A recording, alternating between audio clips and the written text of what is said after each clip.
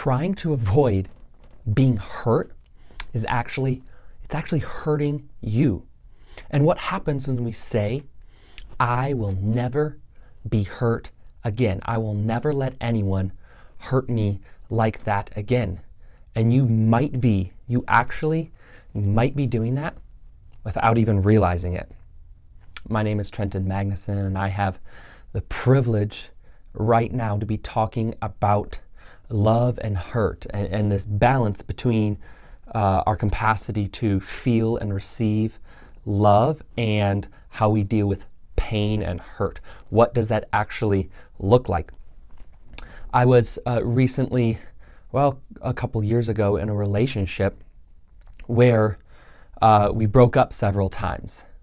And in that process of breaking up and getting back together, as funny as that can kind of seem or feel, is my then girlfriend said, I never want to feel like this hurt again. I never want to feel this pain again, because it was a painful scenario, and it was a tricky situation. It was painful for both of us. And that's something that she said to me, is she said, I never want to feel this pain again because I can't go through it again.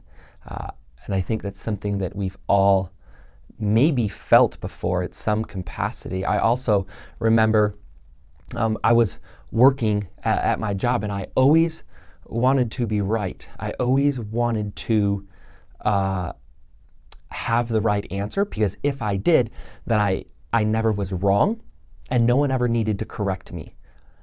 And so if I could always be right, no one ever needed to actually give me any guidance or actually instruct me or help me. I kept everyone out. And that was my wall. That was my wall that I put up, because if I could have every answer, know how to figure out every problem, I never needed help.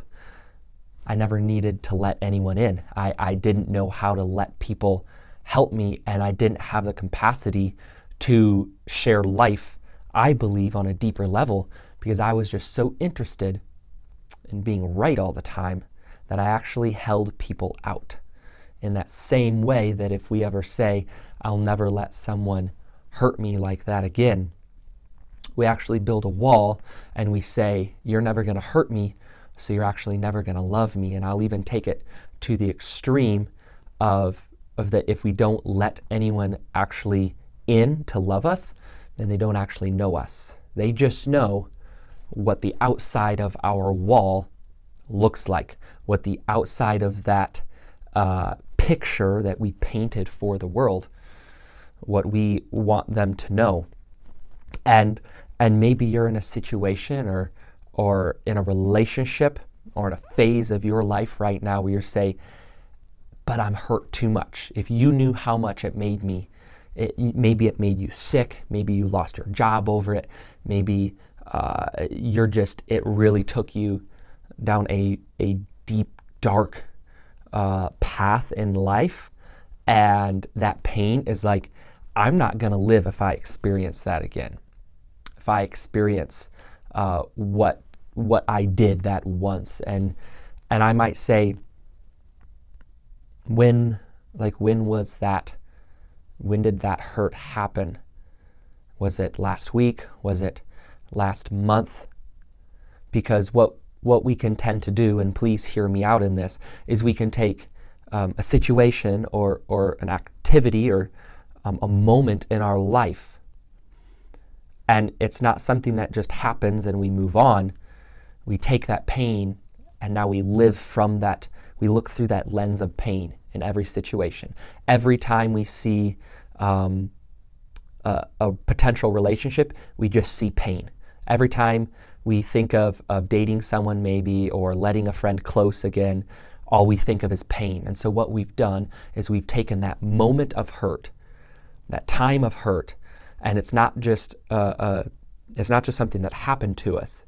It's something that we actually live out.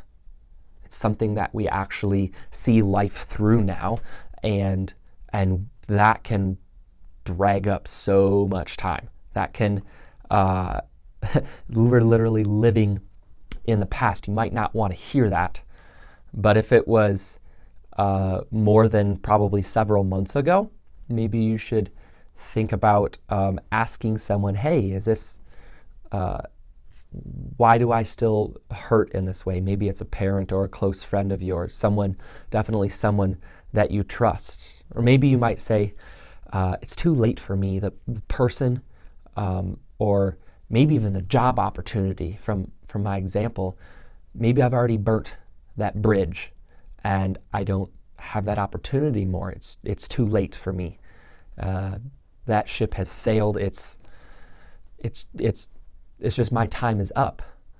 And I also would like to challenge that and say that that's the wrong way to view what our life could be, and what our life, I believe, should be, is that we can always, and this is a blessing that we live in, we can always work on cleaning that slate and moving on and seeing new opportunities, having a positive outlook on life rather than seeing life through that negative lens, just like I talked about, through that hurt or pain lens.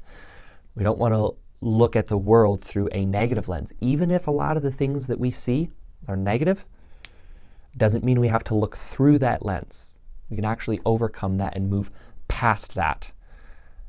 Maybe you're just in a situation you say, Trent, I just don't care anymore. I'm over it.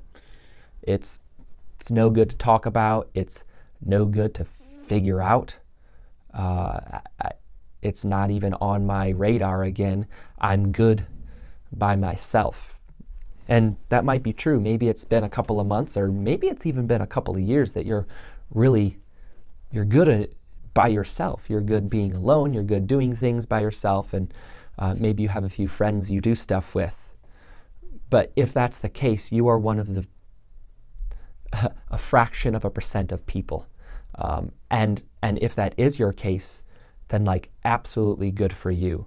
But if there's that tug inside of you, if there's that tug, I want to address those that still have that tug in their heart for, maybe it's a relationship, or maybe it's there's that hole in you, basically. You try to fill it with something. Hopefully it's not with anything toxic.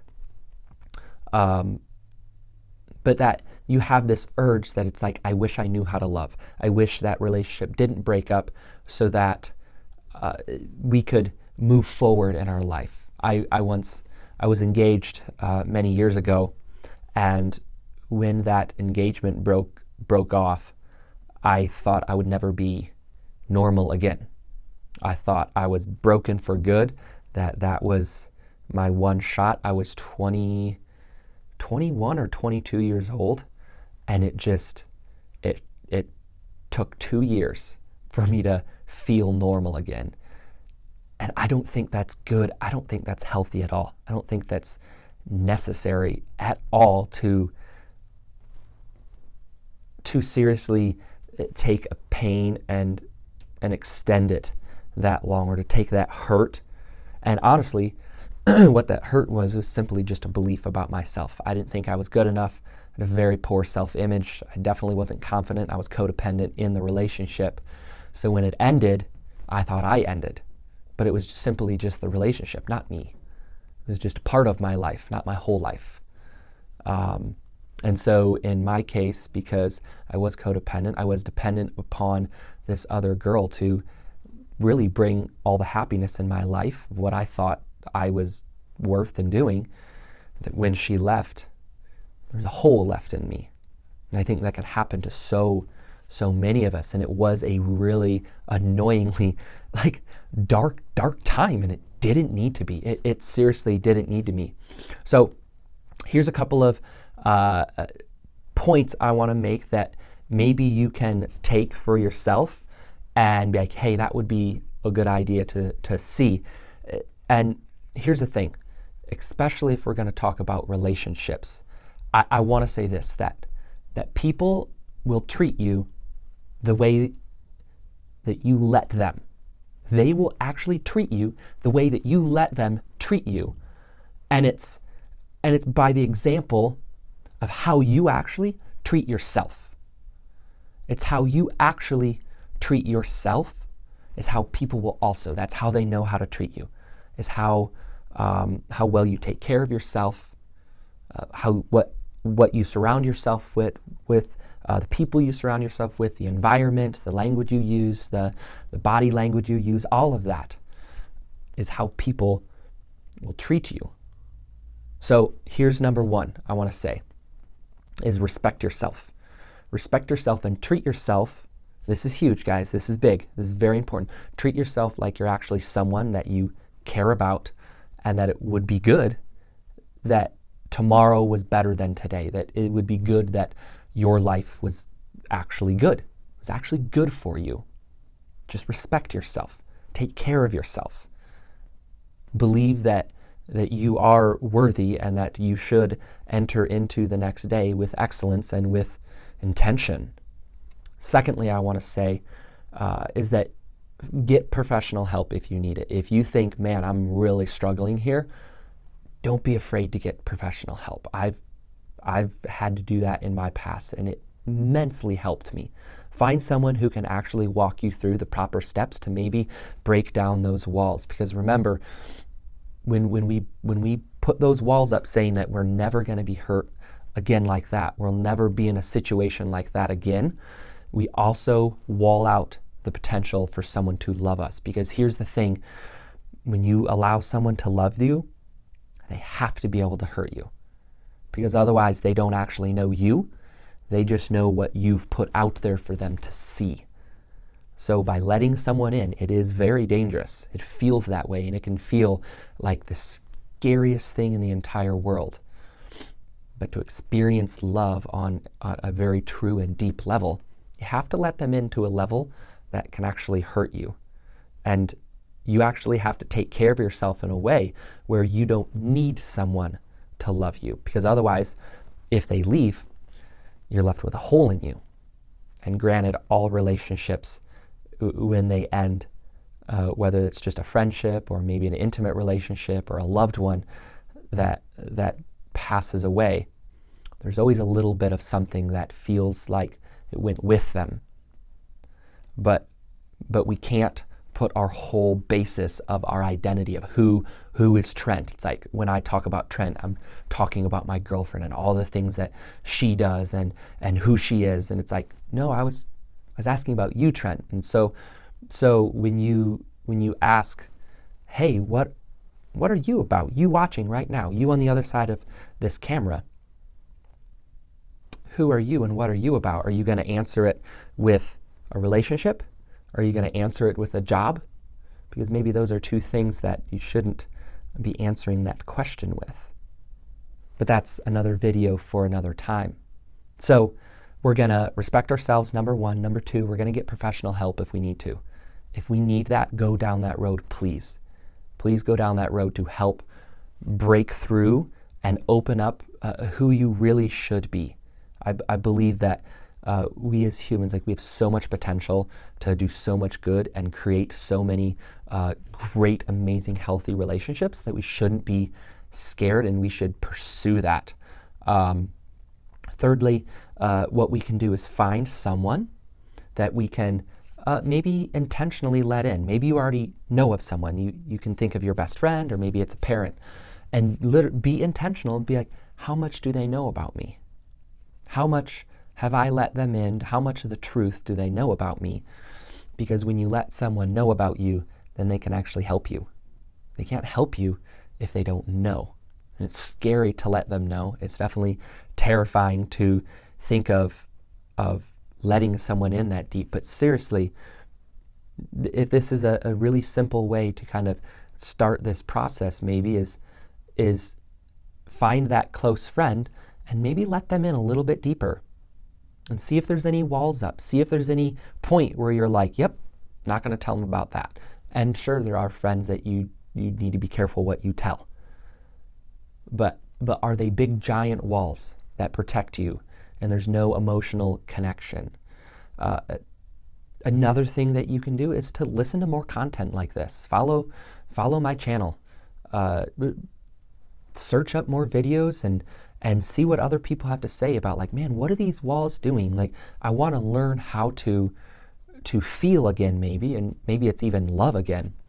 But what does that do? What does that mean for you is do some more research on this.